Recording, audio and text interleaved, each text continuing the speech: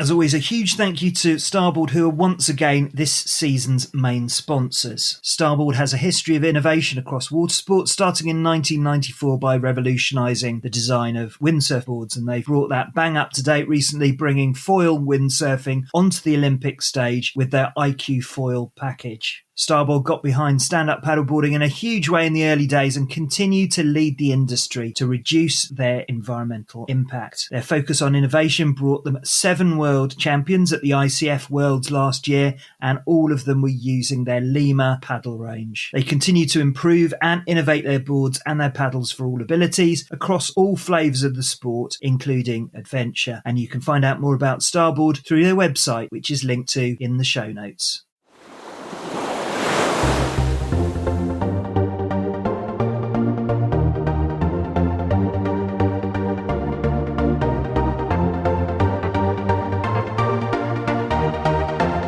Welcome to the SUPfm podcast with me, Simon Hutchinson. Every week, I chat with interesting people from the SUP world, or to people who can help us, the paddlers of the SUP tribe, to improve and to maximise our own experiences and our love of both the sport and the water. Every episode is designed to inspire or to help you get a deeper immersion into the sport through my conversations with leading athletes, scientists, explorers, TED speakers, and New York Times best-selling authors. And not forgetting some of the many insanely inspiring distance paddlers we've routinely had on the show. This week I got to chat with Craig and James, who are the founders of the river guide and instruction business SUP Shropshire, and who talked to me about their experiences paddling the longest river in the UK, the River Severn. And although they're extremely experienced at operating in river environments, this was their first experience of going on this type of end-to-end journey. So there's a really unique combination in this episode of them sharing their experiences of paddling some decent distances alongside some of the lessons and the thought processes they used along the way, which may be useful for you if you're thinking about going on your own trip of whatever length in the future. Apart from running SUP Shropshire, Craig and James's day jobs, as we'll discover, is in the fire and rescue service. And in the UK, that's the lead rescue agency for inland water incidents. So as they take us through their journey, they also give us some useful insights into doing these types of trips in as safe way as possible. And they will both be popping up in a future episode later this season too. And just to say that the purpose of their trip was to raise money for 2 organisations, SEAFL, which is a charity that Craig explains in the episode, and SARA, which stands for Severn Area Rescue Association, which is second in size to the RNLI and the biggest independent lifeboat service with 22 inshore lifeboats and approximately 200 personnel, which James volunteers for. So there's loads to listen out for in this episode with Craig and James from SUP Shropshire. Hi guys, welcome to SUPfm. Hello. Oh, thank you for having us. Well, thanks for joining us, and particular kudos to you guys for joining us so close to the end of your recent expedition. So as we speak, you have just completed an epic 4-day expedition down the longest river in Britain, which is the River Severn. And I must have known this at some point, but like a lot of people, I just assumed it was the Thames. But so you did that in 4 days, and it seems like it was quite a journey. Yeah, it was an epic journey. To do it over 4 days was challenging for us. There were 11, 12-hour days, and we really had to dig in deep and get through it. But we got through it together, and it just feels great now that we've achieved it. We talked about it a while ago, and it's come to fruition, and now we're at the other side, and looking back on it, a bit of a dream. But what I'd like to say is that we're massive fans of you, Simon, and SUPfm, and I've been listening to your podcast for some time now, and Joe Mosley's as well. And what I find especially, and I'm sure all the listeners would agree, is that when we can't get on the water for whatever reason, listening to the podcast just makes us feel that we're back on the water, and so it's like we're there on our boards, we're there with the guests that you have on, and it just really gets us through those, what I say, dark times sometimes. So thank you. Oh, well, you're welcome, and obviously we both do it. Both Joe and myself do it out of love for the sport. But it's a very pleasurable job, speaking to people who are also fellow lovers of the sport. So it doesn't feel like a chore at all, and we always have interesting chats. So as part of my research for this episode, I found out that the Severn has the second highest river flow of all the rivers in the UK, and I guess that would very much suit you, and something that you'd be very attuned to as someone who teaches and instructs on the river. So just in terms of the physical effects of this, really appreciate you joining us, because you must be absolutely shattered, because as you say, you did it in 4 days, and I would certainly, if I was doing it, do it at a more leisurely pace. Yeah, we're absolutely exhausted. I know you mentioned the flow there, and a lot of people might think, oh, they got pushed along all the way. It's easy, but up in Shropshire, we're fortunate that we see the faster part of it, so we get some exciting bits. And I do a bit of whitewater paddleboarding myself on the River Severn, and at the top part you get pushed through a little bit, but then you'll hit the weir in Shrewsbury, slows you right down, and you're earning every stroke. And on that journey, when we came through Shrewsbury, we had a strong headwind as well. And then when you get down sort of past Bewley Way, it really slows down then. So the flow disappears, and you're earning every stroke at the other end where the tide comes in, and you got one of the biggest tidal ranges in the world. So it's it's a fun river. That's what I'd say. It's a fun Absolutely. river. And we haven't even mentioned the Severn Bore out the other end either. So maybe that's for another one. That's certainly on my bucket list. But before we talk about the journey in more detail, and then hopefully sketch out some of those moves which will help other people plan their expeditions, let's just get a bit of background from you both, because you're both uniquely qualified, both in your professional and out of work roles, to help others with your combined water experience. So you're both fire officers. You work for the fire service, currently serving, and you've got water interest in your professional lives as well. James, just tell us a little bit about your role and how your SUP world and your professional role interact.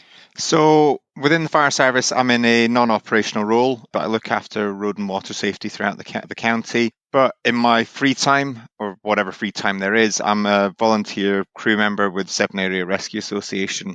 So they are the largest independent multidisciplinary rescue organisation in the country. They cover the River Severn, so the area that we started our paddle in, so Crew Green near Melville.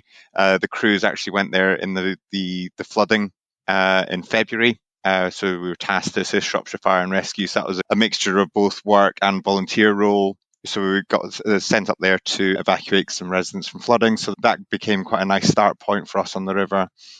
And then Severn Area Rescue Association cover all the way down to the Severn crossings. So that gave us that nice sort of distance and tied together. So as we started to kind of come up with this plan, it all kind of started to slot together quite nicely. But it certainly fitted in with what I do as a day job. I've spent a lot of my time in and around the water or underneath it for several years as well. Tell us more about that. Tell us about your general water background. So I spent a lot of time in and around water, kind of school age, sailing, kayaking, canoeing, but also scuba diving as well. I was fortunate enough to spend a couple of years working in the dive industry. So I did a couple of years working up in the Orkney Islands. So we were diving Scapa Flow. Did a summer in Cyprus as well, diving out in the Med. I spent a lot of time working in that water environment. So you're able to call on that experience. I was a ski instructor as well. And about 10 years ago, we settled back in the UK, and I saw that Sarah were recruiting for crew members. Went along one evening, and the rest, as they say, is history. I'm kind of now been there for 6-7 years. I'm one of the helms, one of the swift water rescue leads, as well as being a land search manager. So it's become quite a large part of my life. And that background, I think, kind of helped me get the role that I have within the fire service as well. So it's all slots together quite nicely. And then we've got the paddleboarding business on the side as well. So it's seeing the water from different angles, different aspects, different usages, and being able to combine that knowledge to share the love for water without wanting to scare people off, but just wanting to see people enjoying themselves safely. And what was your first experience of SUP? Can you remember the moment? Was it love at first sight? It was, yeah. We were on holiday. We were in Florida. Nice, idyllic sort of location. Had seen it, people paddleboarding, and thought I'll give that a try, and jumped on, and yeah, loved it straight away. It was then a couple of years until we tried it in the UK, but managed to convince Craig to do one of these SUP bike run events. So that was our first UK experience. So doing that. And then not long after that, we both kind of ended up buying boards and joining the local club. They wanted to diversify a little bit. So we were some of the first members to become involved with the club there. And that's one of the places where we teach as well. And Craig, what about you? So you've also had to manage water during the day job. And what was the story about you discovering stand-up paddleboarding? Was that just James persuading you? Yes, it was, and I wish I could follow that with something impressive. But with my sort of water background, there probably wasn't any. I remember as a child in a swimming pool, and my mother trying to pull me away from the side to teach me to swim, and my knuckles were white hanging on because I thought there'd be something underneath the water, whilst my younger brother's swimming around quite happily and fearless. And that continued into an adult, really. I learned to swim early on, but then as an adult, when I was out on the water or in the sea, I'd be frightened as well. And it wasn't until I found stand-up paddleboarding that I started to grow more of a love to water and the fearless part of being in the water. So James, back in 2017, said, let's have a go at this SUP bike run. It looks like a fun event because we did a bit of mountain biking and I did a bit of running. And I'd never tried stand-up paddleboarding. And we somehow managed to convince my wife to take part as well because she enjoys running, not so much the mountain biking.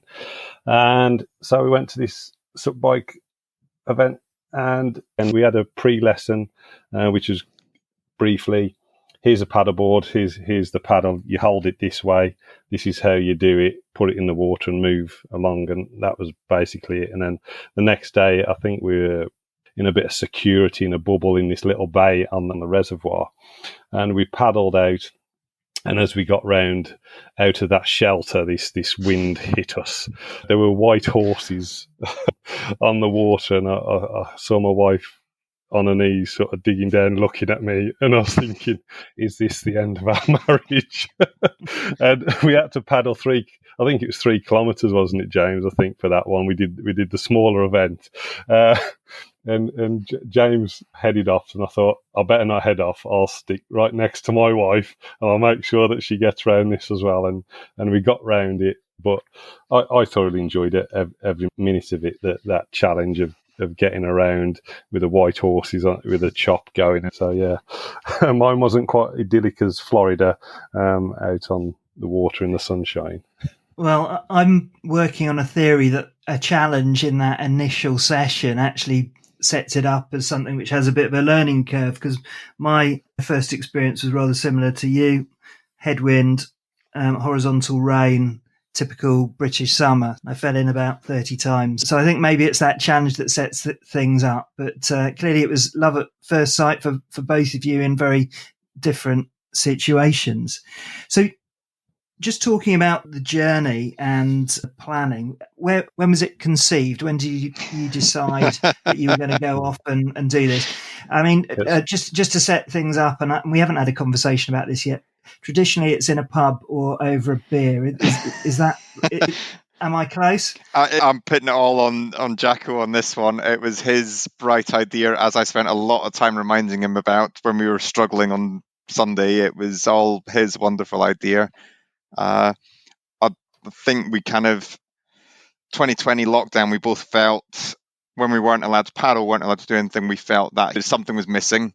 We both take a lot from our time on the water. I instantly feel that connection to water, and when we didn't have it in 2020, we kind of felt that something was missing. So that kind of there was ideas brewing in the back of the mind from then, but it was probably tail end of last year, early part of this year, we wanted to do something for charity, wanted to do a bit of a trip, a bit of a paddle, and we found some dates where we had a bit of a window with work, and the rest is history. Craig might have a different recollection, but that's how I remember it.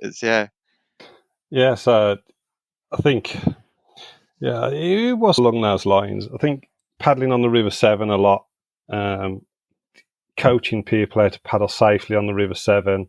I was fortunate enough to join Cal Major on part of her journey along the River Severn from source to sea. And we talk a lot about, in our sessions as well, about plastic and how even though you're landlocked, that plastic can float all the way out into the ocean and damage our oceans. And I wanted to see that for myself and know that what I'm talking about is true. You know, if I drop a plastic bottle in Shropshire up here, is it really going to go out into the ocean? You know, and by us going on our paddleboards down that stretch, we really could see that happening a lot along the way. So my water background within work, I joined Shropshire Fire and Rescue Service 19 years ago now. It only seems like yesterday. I don't know where the time's gone. And part of our initial training was our water rescue element. So we had to get in Jackfield Rapids that I've spoken about previously, and we had to get in there. Jackfield Rapids, It's Jackfield Rapids, yeah. So that's a particular rapids, right? It's a grade 2 to 3 rapid in Shropshire, depending on its level, and it's where I do a lot of my whitewater paddleboarding now, just locally, just 10 minutes down the road. But it's also where we train our crews for their swiftwater rescue. So as a newbie in the fire service, part of that initial training was that water rescue element. So we had to get in our dry suits and learn how to rescue ourselves and swim across and learn about the flow and how it all works. So then during my time as a firefighter, then I was part of rescuing people from water, whether it be from the land, supporting our boat crews that were operating from Shrewsbury, seeing the river go up and down in Shropshire here and anywhere along the Severn. You'll know that it floods. We used to call it the 100-year flood. We now call it the 2-yearly flood because it is happening quite often, which is frightening. But through my career, I've worked at different levels now. So I'm currently a station officer. So my role has gone from being in the water and doing that rescue element to managing water incidents. So I've got what we call a Rescue 3 Mod 5 Water Incident Management Certificate. So I'm trained to manage large-scale flooding events and incident. That's where we have multi-agency approaches. So we've got the likes of Severn Area Rescue, ambulance, police, whoever we call in. The recent floods, we called in teams that are logged with DEFRA and that they were a surf school. So a surf school came up into Shropshire and provided us with the skills that we needed to support our teams rescuing. So my involvement now is more of a management side, managing that holistic approach to the incident. But a part of that Mod 5, which I did enjoy because it had been some time, we had to get back in the water in our dry suits on a cold January. It was snowing in Llangollen. We spent 12 hours in the water because we had to do a night swim as well. And if anyone's ever done a night swim with a glow stick attached to you and a head torch, and you're relying on your friends to throw you a line before you float off down the river in the dark, it is quite a scary thing. But managing those instances is important, that we know what our crews are going through, what their capabilities are, and the effects that the water has on our crews. But I must admit, I thoroughly enjoyed getting back in the water and doing that element. And just recently, I managed a large-scale flooding in Ironbridge, which is local here, and it affected a lot of properties, attracted a lot of media, and it really was an eye-opener. All these services come together for that multi-agency approach, and I think that's where credit is due to the likes of SARA, Severn Area Rescue. They are charity-led, so a lot of their funding will come through charity. And this trip for us was about raising that awareness of the part that Severn Area Rescue play as well in supporting our 999 services. Mm-hmm. Well, Yeah, and we'll talk a bit more about Sarah and also Seaful a little bit later on, because you've done a great job raising money, which was obviously one of the objectives of the trip. So it sounds like then that this particular trip was quite long in the sort of generation. In terms of the actual logistics and putting it together and the structure of it, how long did that take to put all of that organisation together? I think we've been so busy in work and running sessions with SUP Shropshire with our main roles in the fire service and James's Severn Area Rescues that I think we had one night where James came round to what we call babysitting me, because my wife was going out, and when I'm on call, my son Edward, he can't be left with me because I could get called out at any minute. So James had come round whilst my wife Emily was out with James's wife Jo having a drink, and I think we got a map out, discussed a little bit, but then sort of switched off, and we sort of been doing bits each leading up to it. James did the planning of the campsites on the way down and the distances we were going to be travelling on each day. So it wasn't like I could say that we got together and we got all the maps out and we did all the planning together. It was sort of ad hoc how we put it together, but it worked. And previous experience of the Severn must have helped, surely. Yeah, so the Severn that runs through Shropshire, you got just over 100 kilometres of the Severn is in Shropshire itself. So we know that stretch pretty well, and that is probably one of the areas that you need to know well because of the weir, because of the faster flows that we've talked about, and the hazards along the way. And it was just planning the further down bits as well and how we were going to broach it. Brilliant. And the journey itself, it took 4 days. I think you had all seasons, didn't you, on your way down there, which created a few challenges. So I think all of your days were significant mileage. I think the shortest day was your final day, which was about 38 kilometres, but all the rest of them, it was some serious movement. Just tell us how you eased into that and that first day on the water. So the first day happened to be the hottest day of the year. We got together at Craig's about 7:30 in the morning, got all the kit together and got ourselves up to the launch site. So we were on the water for at 9:30 and didn't really have any time constraint that day. There was a campsite at the end, so we knew where we were staying. We knew we had that point to get to. We know most of that section. Between us, we've paddled that whole section, so we knew what we were going to come across. But it was very much a case of let's just ease into it. No point knackering ourselves on the first day, set a pace, just go with it. The temperature then decided to throw a complete spanner into the works, and it was hot. It was hot, but it was uncomfortably hot. So we were struggling with the heat, so we were having to get into the water and cool down. We were smashing through our water a lot quicker than we expected. Both of us were thankfully we were carrying plenty. We knew we could refill in Shrewsbury, so that was 25-30k in. So we knew we were okay on that front to kind of keep drinking, to keep ourselves hydrated. The headwind started as well.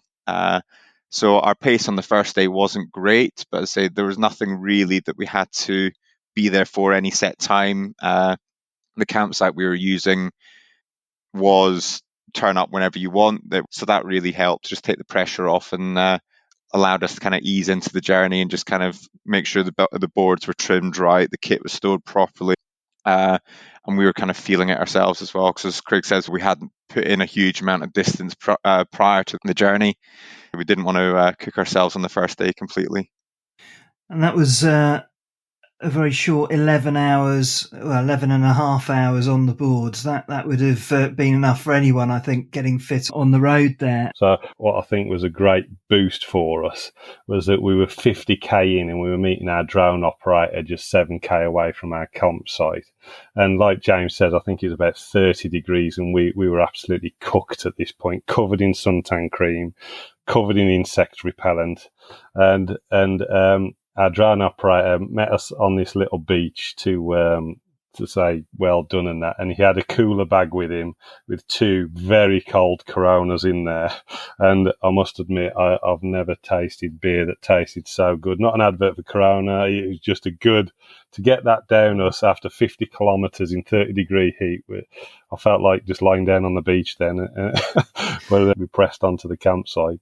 Well, apparently there's some science behind this, because back in my day, I did a bit of distance running, and I saw an article in Runner's World. I think it must have been in 2006 or something like that. But anyway, I still remember it, citing lager as a very good way of rehydrating after a race. So I should have taken a photo or something and got it framed. But anyway, I trot that one out as an excuse. But apparently it's got carbohydrates in it, and it's got some water in it. So, for me, I mean, I'm no physiologist, but makes sense to me.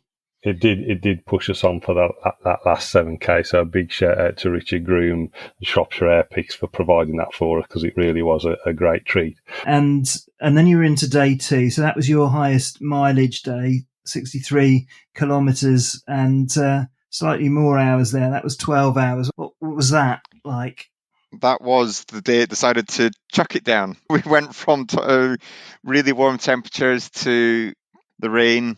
We were on the water early, as we were kind of awake anyway, because it was daylight. We got onto the water, cracked on. But we also had the wives meeting us in Ironbridge, that 20k in, so we knew we had a time to be there for, and that was a bit of a boost that we needed just to help get us through and set us up for the day. We're also fortunate enough that colleagues came to join us with drones. We were able to meet them. The weather was on our side. So when we met up with the wives and when we met up with the drone team, it stopped raining. And then as soon as we left them, it started raining, and we kind of just ground it out and made our way down to the campsite. It's a section that we paddle often. It's where we do the majority of the teaching through SUP Shropshire Adventures. And there's nothing like a hard day on the water, doing serious exercise, and then be greeted with the prospect of putting your tent up in a rainy fields and getting into a potentially damp sleeping bag. Did you manage to get any sleep that night? Yeah, not really. No. But yeah, day 2 in the rain, going that the heavens really did open up for us, and a big credit to our supporters that came along. My wife Emily and my son Edward and James's wife Jo came down to meet us in the pouring rain, and some of the pictures that you can see on our Instagram post, you can see that it's absolutely chucking it down, and obviously our wives are taking those photographs standing in it themselves. But the temperature went from 30 degrees and I think it shot down to about 13 or 14 degrees. But I must admit, and I'm sure other paddlers agree, paddling in the rain just isn't a problem, really. It's either wind or that really hot sun that can catch you out. But that rain was a blessing. We got to the campsite, soaked through, and the weather gods helped us out with the drone footage as well over the Iron Bridge. So the drone operators needed no rain to get the drones up. So again, that was Richard and our friend Charlie. And they got up over the Iron Bridge, managed to get some quick shots there. And then the heavens opened up again for our trip all the way down to our campsite. As we got off the water, though, we were sort of getting our kit up to the campsite, and all of a sudden it stopped raining. And we checked our weather apps, and it said it was going to be heavy rain again within the hour. So we quickly rushed and got all our tents up. So a big tip I would say is that, make sure you pack your bags so that you've got everything, where it is.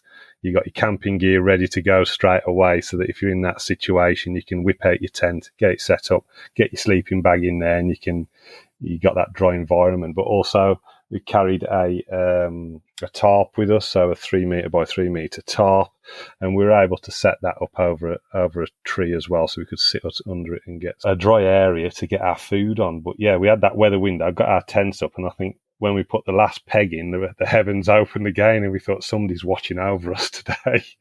They must be feeling our pain after 62 kilometres and 12 hours on the water. You're listening to the SUPfm podcast and my chat with Craig and James from SUP Shropshire, and we'll be right back.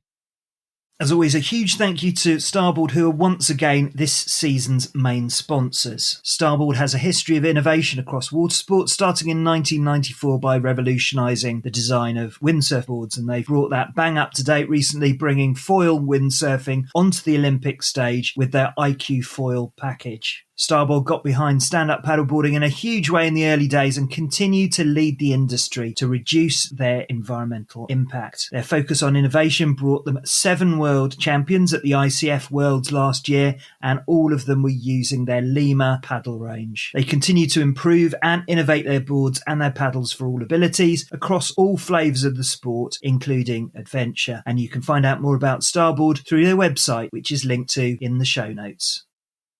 And now for the second part of my chat with Craig and James from SUP Shropshire.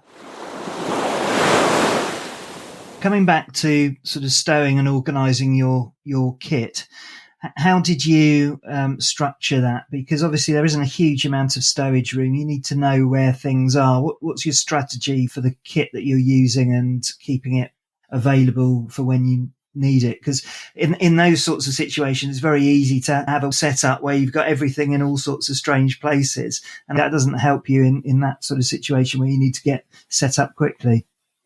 Yeah, I think we were fortunate that we were supported by Fourth Element Dive, and they provide us with these Expedition Series bags, and they're for divers as well. So there's a section in the middle where you can put fins in, and then 2 really large dry bag areas. So in my bag, I had my tent, sleeping bag, and my Fourth Element poncho in one, so that I could pull that out straight away and put that on and then get my tent ready.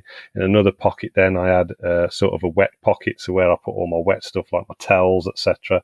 And then if the tent got wet, that'd go in there away from my sleeping bag. My food had all been in another dry bag that we were provided, so my food would be in there that I'd need for the evening. In my main roll open bag on the board, I'd make sure that I got the stuff that I needed through the day, so I had another water bottle in my bag just in case. Also I had my lunch in that bag as well. I thought about what am I going to need during the day, potentially in an emergency as well, so looking at repair kits, etc. It would be in that front bag, and then anything else I needed on an evening, such as the camping gear, my food, my gas stove, it'd be in those bags on the back that would be out the way. So that's how I sort of structured it, but I'm not sure if James did it differently. Very similar, to be honest. That big Fourth Element bag just ate all the kit. So yeah, kept tent and everything in there. And a roll top bag where everything was accessible that I would need during the day. I had a second dry bag, had my dry clothes, my food, everything like that as well. So when we got on and off the water, we knew what we needed to grab in what order to get ourselves sorted, and we'd prepped our lunches and at breakfast. So we had some clean canteen pots that kept the food warm, so it meant that we weren't having to try and heat food for lunch. We could literally just sit on the boards in the middle of the river, floating downstream, literally stop for 5-10 minutes, throw some 2-minute noodles down your neck, and then crack on and go again. We also had bags of nuts and jelly babies and things in the PFDs, so things like that were accessible. So it's trying to keep kit that you want to use close to hand. I know when I did a lot of mountain biking events, I'd have flapjacks and energy bars and things like that with me, but if it wasn't actually on my pocket and it meant I had to stop and get out my camelback, I didn't eat it. Whereas because of the PFDs, we were able to store all the stuff that was to hand, that was nice and easy, so that it meant we could keep our energy levels up, because we knew we wanted to make it into a challenge, and it certainly was a challenge. So we didn't want to kind of cause any issues by running out of fuel. Yeah, and it's that traditional setup, isn't it, where you've got everything to hand that you're going to need during the day. You've got everything you really don't want to have to get into, so all of your camping materials somewhere else, and then that dry bag set up for all your wet kit, just to make sure that your sleeping bag stays dry throughout, because there's nothing worse for morale than settling into a wet sleeping bag at the end of the day. I think, and certainly after the Ks that you did, a good night's sleep, if you can get one. And the tents that you were using, so just tell me a bit about that, because you can get some pretty small tents I sort of treat tents very much like my barbecues, in that I've got any number of them and still increasing. And my smallest tent created great interest at the campsite where I put it up, because, it feels like it's small enough that when you sort of breathe out, the outside of the tent moves with you. So it was sort of one step below a bivvy bag, I think. Which makes your 3x3 tarp very good, because the last thing you want to do is spend the entire evening just sort of staring at canvas, which is about 2 inches from your nose. Just tell us about the setups you had in terms of your tents.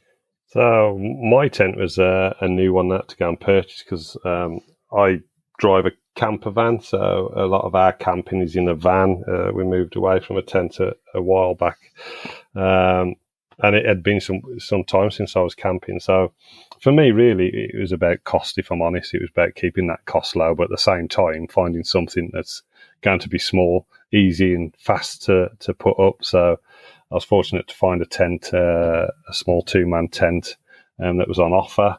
And then the first time I put it up was, I think, literally probably a week or two before the challenge. We'd gone away camping with friends.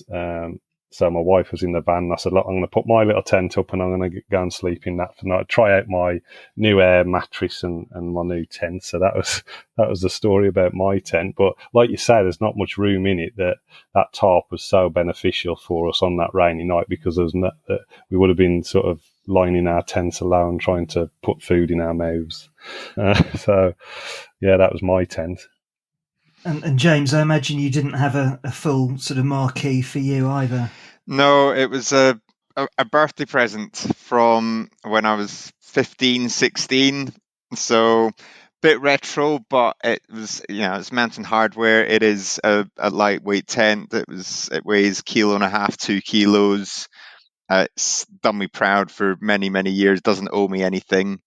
But it was ideal. Enough storage space for bags could come in there with me if needed. Bought a new Thermarest type mattress. So that was kind of a new investment for this trip, just to try and get myself off the floor a little bit more, rather than using the traditional bits of foam. And it was amazing the difference that made. So that was well worth it, just spending that little bit of extra money. Because as you say, there's nothing worse than having a rubbish night's sleep, especially when you're doing kind of these multi-day trips.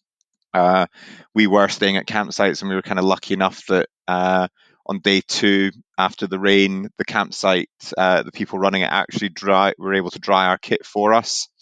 So it meant that we were then able to put dry kit on for the day 3, day 4. That kind of really made a big difference, and that was great for morale on the Sunday morning, that we were able to be wearing dry clothes rather than slightly warm damp clothes or cold damp clothes, which would have been the worst case. So yeah, that made a big difference. But having the separate tents and being able to just kind of stretch out and have a bit of space, bit of comfort, and as much sleep as we could, just made a difference. And so important, that sleep in multi-day missions like yours. And of course, anyone who's been out on similar expeditions will have probably the same question that I have. What was the pillow strategy? Because, I've tried various approaches. The inflatable pillow that deflates during the night and you end up with a huge, great line across your face, or you use a bit of kit. You use your dirty washing bag, which isn't the most fragrant thing at the end of a day's worth of exercise. What were your approaches to that key consideration there? Well, due to my test that I had, I found that air pillow was exactly like you say, not the most comfortable. Then I can't remember where I heard the tip from. I can't remember who it was, but somebody said about taking a pillowcase, then filling it with your clothes. So I packed a pillowcase, and I did exactly that. The clothes that I had in one of my dry bags that I took for just extra layers, I pushed those and my dry towel into a pillowcase, and that was really comfortable, to be honest. I still had my air pillow just to give me a bit more height, but then my top one was a pillowcase filled with clothes. There you go. Good tips. How about you, James? Inflatable pillow, but I wrapped it in my Fourth Element dry robe, just to kind of give it a little bit more kind of comfort and volume, but also ended up using my bag of dry clothes as well. So yeah, kind of a combination of all the above, because the first night I kind of got myself nice and comfy, and then managed to pull the plug out of said inflatable air pillow. So very quickly learned not to do that. Certainly night 1 and 2, sleep was all right.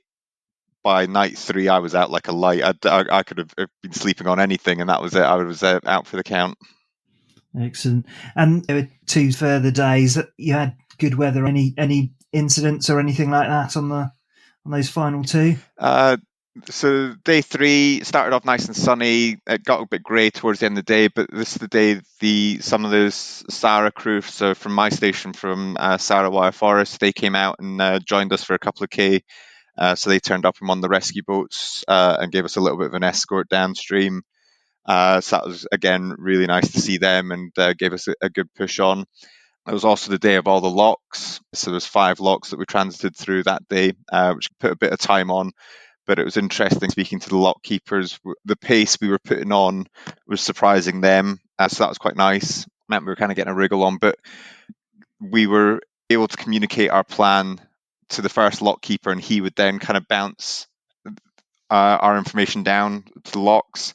So each lock knew to expect us. So it was kind of that additional safety factor. And again, if anybody's kind of doing a similar sort of trip, speak to the lock keepers. They can pass these messages on. If you don't turn up in a certain amount of time and they're expecting you, it just kind of potentially could raise the alarm that little bit quicker. Those little breaks in the locks were well needed. And then it was the long haul from Worcester down to just below Tewkesbury. It was lots of long straights when the river completely changed, but it was nice just seeing the different elements of the river. And just managing those locks. So on some of them you went down, some of you portaged, or how did that work? So the first day, the lock in Shrewsbury, we portaged round because there are no lock gates, because that's on the non-navigable section of the River Severn. The lock gates from Starboard down is all part of the navigable section, so they're all manned lock gates. So we dropped down, so the lock keepers were able to operate them for us. So we were talking to them either on Marine VHF, as we did on the final day going into Gloucester Dock, or just kind of they were keeping an eye out for us anyway. They've got cameras, so they're able to kind of see who's coming in towards them. And the locks were all prepped for us, as I say, especially once we've spoken to the first guy, the rest of them all knew we were coming. And there was an important tip, because I saw some of your social media posts as you came through, Craig. I think you gave a bit of an insight as to how to sort of manage yourself and your location within those locks as you're sort of going down to the next level. Just talk us through that approach. Yeah, so it's the first time I'd been into one of those locks, if I'm honest, and James has been into them before with a Sarka, and he just mentioned about the ropes that we have to hang on to, the steel ropes, and they get quite slimy, obviously, where they're underneath the water. So we carry slings in our pocket with a carabiner on. So like I mentioned before, it's important that you're not connecting yourself to anything, because if you get into trouble, you need to quickly release yourself from it. So with that sling, we'd like James mentioned, we speak to the lock keeper, and they'll normally say to you, can you go on the left-hand side halfway down, or can you go on the right-hand side, or it doesn't matter where you go in the lock. So we'd go into a lock with our sling on it, and we'd be on our knees, and we'd just pull up to one of these big steel ropes that stretch from the top of the lock right down to the bottom, and feed the sling through probably about a foot of the sling, and then just hold that in our hands. So as the lock's filling or emptying, it's not going to move us around the lock and pull us away from that wall and create any hazards. So, but with that sling as it was, we could, if we got into any difficulty, could just release one end, and it'd freely flow out of that wire rope, so that we're again safe and not tied to anything that could cause us any issues, and you don't get your hands all slimy from the rope. And how did you manage your electronics and so on? Because obviously there's sort of recharging and so on. I know that there are power packs which may or may not have kept you going, but what arrangements did you make? Because of the job I do, I tend to kind of work away quite a lot. So as well as the fire service stuff, I do a lot of event work. So I kind of live with battery packs anyway. So I had a fleet of battery packs, and I took them all with me just in case I needed them. So charging the Garmin watches and charging the phone every night. I So I carry one on the board anyway in a dry bag, so that if there is an emergency, I know that I can always get additional power into my phone. But yeah, just kind of upping the number of them. So I think we both had power packs with us, so we weren't then reliant on anybody. We could charge partway during the day if needed, etc., because we were both using paddle logger to track our progress. And again, just that safety aspect, so that our emergency contacts kind of know where we were. And because we were doing long days, then yeah, the fact that we could charge partway through the day was just made a big difference.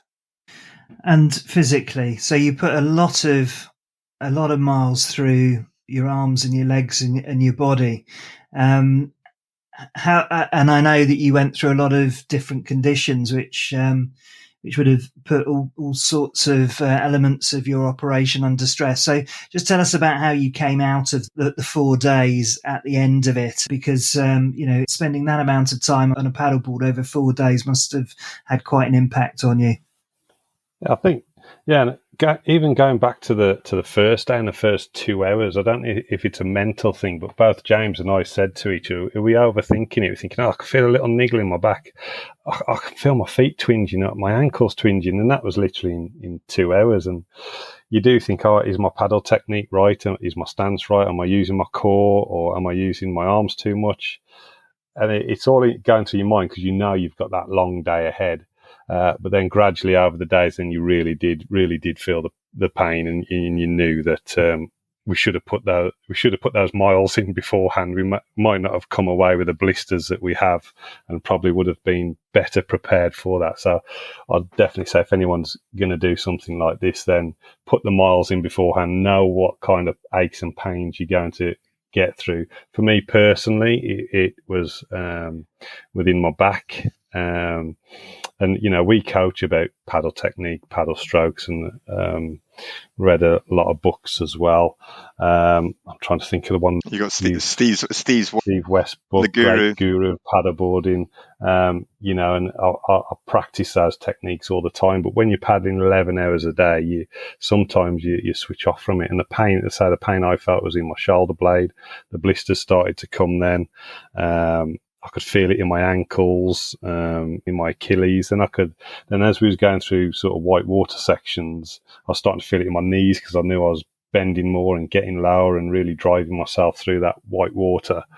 And at day 2, when I'd got the blisters, I thought, I know what I'll do. I'll put a bit of tape over them, look after my hands before we get away. I'll put tape over them and I'll wear a glove. But then my hands sweated. The blisters were starting to get worse from that. So it was just back to, I got to grim and bear this now and power through it. Prep is definitely key. But now, after coming off the water, my feet feel like, the soles of my feet feel like I've got nettle stings on them. They're tingling a little bit. My blisters have calmed down, and I can feel a little twinge in my back. So it's not too bad, but I've been sleeping well since I've been back. I bet you have. And it's funny, isn't it? The base of the feet. I mean, it's always something that tends to happen regardless of the amount of miles that you put down. Particularly sort of new paddlers tend to report it, that sort of crampy type feeling, and it really shows how much stand-up paddleboarding's a head-to-toe type exercise, because all of that power is essentially being passed on through your feet. So it's really important to keep your feet nice and moving and supple and so on. But yeah, that's a hell of a distance. Yeah, so there's a great little video that James shared, I think, of my wiggle dance, and I think the pain was getting to my feet, and I will share it again on social media at some point. It might appear in a reel or something. But I just started doing this little dance, lifting my feet and wriggling around and twisting on the board, and it turned into a little dance and song, and James thought that I'd completely lost the plot then, because I'd pulled a plastic bottle out the river that was floating down on its way to the sea, and I think it was that moment where I was going to draw a face on it and call it Wilson and start talking to the bottle. So tell me about the wildlife you came across there, Craig, when you were descending. Oh, the wildlife along the River Severn is absolutely beautiful from top to bottom, actually. And it started off on the Welsh border with red kites flying overhead, buzzards, a lot of herons, kingfishers. Kingfisher's my favourite bird, just like a blue dart going through, just nipping out from a tree and shooting across the water.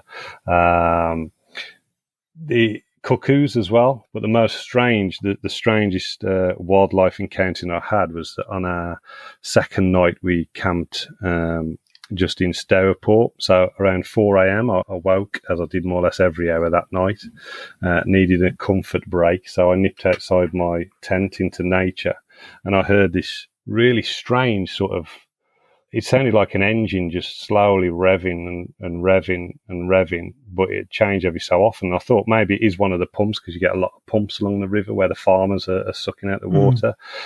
And it dawned on me that actually what I was listening to were lions roaring to each other. Now, yes, we were into Hereford and Worcestershire then, and if you know the area, you'll know that the West Midlands Safari Park is not far away, and through the valley there, I just heard this eerie roaring noise on and off, something you wouldn't expect. Any swan encounters? Well, yes, there were swans. We were floating down at one point, and I had a quick FaceTime with my wife and son because it was Father's Day, and there was a swan chasing me behind, and they'll take up this defensive mode with the wings up and the head tucked back in the body, and they start sort of lunging forwards gradually. You start lunging. I had to lift the phone up and say, watch this swan here, and it coming through Worcester. I think they call it swan steps. They were just hundreds of swans, but because they're used to people there, they were all fine. But it's all about that animal behaviour and looking at it and reading that animal behaviour, giving them plenty of space. With all wildlife, give it plenty of space and let them be. So in terms of the journey and so on, obviously you come from a background where you've got a lot of understanding about water and how it works. You've got decent experience in terms of distance. What would you have changed, sort of looking back, in terms of your organisation and your setup? Is there any sort of lessons that you can reflect on if you were going to do it again? Just kind of thinking potentially more about additional kit that we thought we could potentially use. So bin bags, things like that, just multi-purpose. So there's additional kit that we were thinking of for the next time.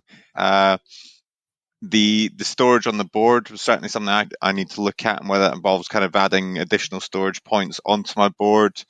So yeah, something kind of I'll be looking at. The handle system that Craig has on his board. So there's big handles front and rear. And that made a big difference getting the boards in and out at various portage sections. Look at adding something like that onto my board.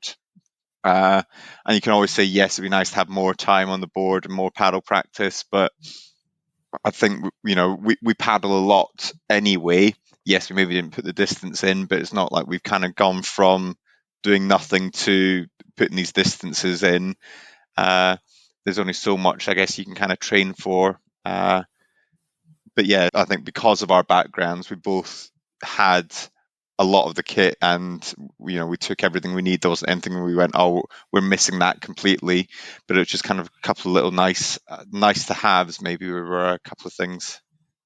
Yeah, I think James hit the nail on the head there about, yes, we can talk about putting the distance in, but the key part was a safety element, in that we are experienced paddleboarders. We know the river. We operate on it a lot in different scenarios, and if you're looking at doing this, is make sure you have that training beforehand and you understand the river, you understand the dangers, so that you can paddle on it safely. So is there any advice that you would give people who wanted to do some or all of what you've done? What advice would you give first time explorers if they wanted to paddle the Severn? It'd be put the time and put a bit of research in. So we hadn't paddled the full section, but we kind of knew most of the sections, whether that's through paddling. I've spent time on it on the rescue boats as well. So we kind of knew where we were getting into, where all the big issues were. In January, February, I think it was, we kind of did a trip where it meant that we were going over the weir or around the weir in Shrewsbury, because we wanted to kind of assess what the portage options were on that. And we were doing that with lighter boards. So again, it was just kind of putting a bit of planning, bit of prior thought into it. As we made our way further down the river, you start becoming it's more navigable, so you then have to deal with bigger boats. So we were both carrying VHF with us, so we were able to kind of communicate with them, listen to them, speak to the docks. But I think, kind of speak to people, whether that's kind of other paddlers, other folk that use the river. Put the time in and the research prior to your trip, looking at the weather, looking at conditions and everything like that. And it just makes your life so much easier when you're there, rather than going into it completely blindfolded and having to kind of assess on the hoof. You kind of know what you're expecting, and as a result, you're going to enjoy it a little bit more. And of course, the difficult thing is managing the weather, and you came across some uncomfortable paddling conditions, but they weren't likely to lead to abandonment of the trip. But in terms of sort of managing a go, no go situation in terms of the expedition, I think it's really important that people aren't necessarily wedded to dates and head off in situations where things are slightly perilous, or if there's a big fall of water upstream.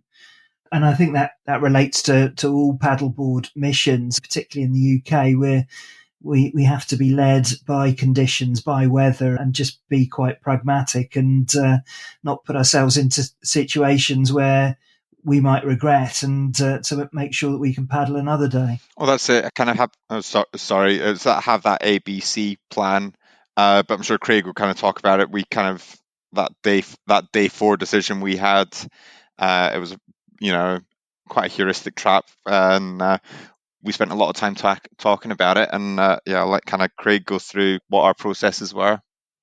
Yeah, so we did have to make one of those decisions, because we'd paddled some really, really big days, and we had a decision to make that morning at Gloucester, whether we carried on down the Severn into the Severn estuary, or we took the Gloucestershire and Sharpness Canal, which would be the safer route. So we always said that we'd decide on the day. We wouldn't say that, yes, we're going down it, because that would be the wrong thing to do, because we can't say what the weather's going to be. You can see what the tides can be, but we didn't know what the weather would be. But more importantly as well, we didn't know what the state of our health would be as well after those days, and our physical ability to do it.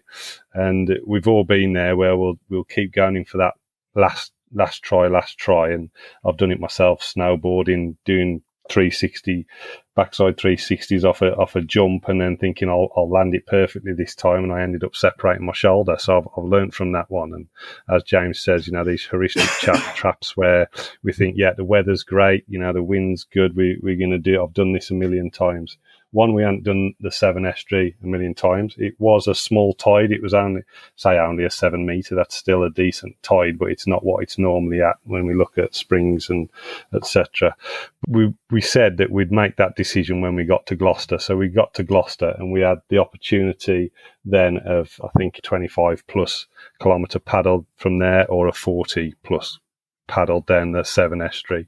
We had a look at the wind. We'd experienced some gusts as we were coming down the Severn, and they were on our back, so we thought, well, that could be all right. But then when the time we got down to Gloucester, we were hitting the incoming tide. So the tide was just started to turn and be incoming. So what we knew we'd experienced then is a wind over tide effect, and we knew that we'd hit some chop. Also, the river sort of doubles back on itself a little bit, so we knew that then that had turned into a fairly strong headwind. And with our blisters and how we were feeling, and we'd already experienced a 57 kilometre, 62 kilometre day, a 59 kilometre day, and we knew that a 50 kilometre day on an estuary that is well known around the world, with a wind over tide, and then a tide changing us and us going out on that outgoing tide, knowing from Sharpness as well, with James's experience there, and seeing the mud and the mud flats sort of there, it really is a long way to walk in mud if we're in that position. And what we didn't want to do is we're raising money for Severn Area Rescue and have to call them out and rescue us. So at that point, we made the decision to continue our journey down the Gloucestershire and Sharpness Canal. And I must admit, it's not like the canals around here. The Shropshire canals are nice, but this is a really nice, big, wide canal. It still took us 9.5 hours that last day, so it was still a long day. And when we got to Sharpness, we looked out onto the estuary, and we both sort of nodded at each other in sort of acceptance that we'd made the right decision that day. Incredible. Well, what a journey. 72,000 paddle strokes in all. Quite an achievement. And you got across the finishing line, obviously raising money for the two charities that you're raising money for. Before I sort of talk a bit about the charities and the fundraising, what are the plans for the future? Because clearly now you've both recovered, you're looking at the next challenge.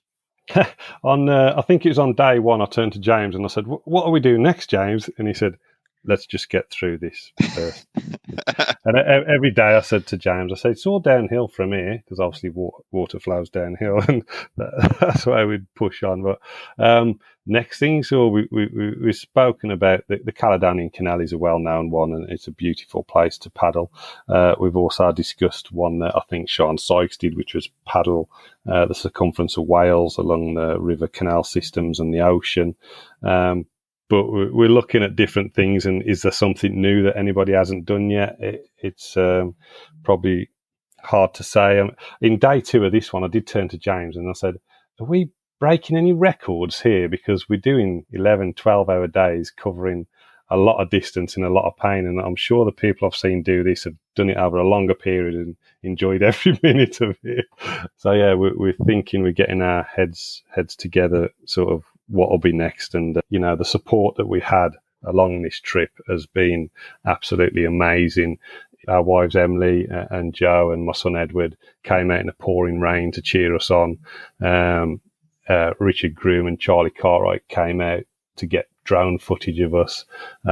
Duncan and Denise came down to the riverside again in the pouring rain to cheer us on, and I thought that was the end of the support for that day. And then we saw another lady called Nikki walking along the bank in the pouring rain, and I really felt for her up there, but she was waving and cheering us on. And then the Sarah crews that came out to meet us in the boat, that was great as well. They did offer to tow us, but we said, no, we're doing this properly. We're not being towed anywhere. The crew down at Sharpness as well, there's nothing worse, I think, than coming into a finish line and just being there alone. Yes, James and I were together and we'd spent 4 days together, but seeing those Sharpness crews at the end sort of clapping us and walking along with us until we got to the lifeboat station was just amazing. And then we reached out before as well to certain companies as well to see if we could get any support with kit. And Fourth Element have been absolutely brilliant for us. They provided us with some amazing kit. Clean Canteen provided us with our hot canisters, and James mentioned earlier, we were able to heat our day food up during our breakfast, so then we could have that moving lunch and made sure that we hit those targets. And the board that I was riding as well, the McConks family gifted us a 12/8 Explore board for me to do the trip on, with the intention for me to auction that at the end, so all that money goes into the charity. And that board, and I'm not just saying it because it was gifted, but I'm going to have to buy my own now, or I'll be bidding against people that will be bidding for it. But their support all the way along, they were messaging us, but the support from everyone. The mentions on social media from likes of Kaz Dawson, Joe Mosley, Cal Major, all our friends and family, people that we've never met as well, just pushing us along. Yourself, Simon, the messages really did push us on. Morale's so important, just to keep you sort of pushing along, and sometimes it can arrive at unexpected moments to push you. But just very briefly, just talk about the charities that you're raising money for. So Sarah and Seaful.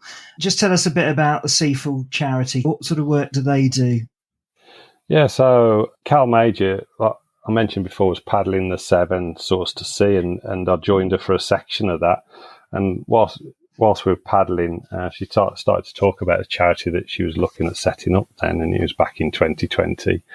And she was talking about this charity, and she's an amazing lady, as you know, and her enthusiasm for the environment and protecting our oceans just spills out. It's like the butterfly effect, really. So her thought behind Seaful was it was about finding that connection to our blue spaces, finding that connection to the oceans. And Jacques Cousteau says that we'll protect what we love, but we can only love what we know. So Cal's intention behind it is let's connect people, because only 1 in 5 children have ever been to the seaside. And through SUPfm, we get children and adults as well from inner cities or by the coast, because the children that live at the coast that have never been to the seaside as well, is to finding that connection with our blue spaces, so that you find that mindfulness with it. And it's all naturally done. It's not preached about. It's all in the natural environment, whether it's through paddleboarding, whether it's through a bit of scuba diving, a bit of rock pooling. And it's getting people in that environment to find that connection just naturally, organically through sessions that we run. And they want to protect it then. And that's the idea behind SUPfm. So I was watching the WSA session webinar during lockdown, and Cal was on it, and she mentioned about a charity again. I mentioned about clubs around the country looking to support it and how they could support it. So I thought, you know what, maybe we can here in Shropshire at Chalmarsh Sailing Club, where James and I volunteer as SUP coaches, because we're very much about connecting people to the water and finding that mindfulness with it, and about protecting our environment.